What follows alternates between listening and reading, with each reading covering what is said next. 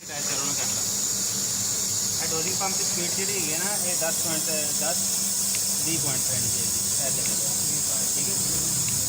ਇਹ pressure controller ਬਾਲ ਹੈਗਾ, ਇਹਦਾ ਲਿੰਕ ਪ੍ਰੈਸ਼ਰ ਗੇਜ ਦੇ ਨਾਲ ਪਲੱਸ ਰਿਜੈਕਸ਼ਨ ਫਲੋਮੀਟਰ ਦੇ ਨਾਲ ਹੈਗਾ।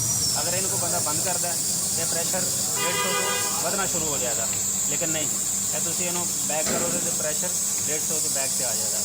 150 ਤੋਂ ਬਿਲਕੁਲ ਹਲਕਾ ਜਿਹਾ ਪਿੱਛੇ ਰੱਖਣਾ, ਅੱਗੇ ਨਹੀਂ ਜਾਣਾ, ਠੀਕ ਹੈ।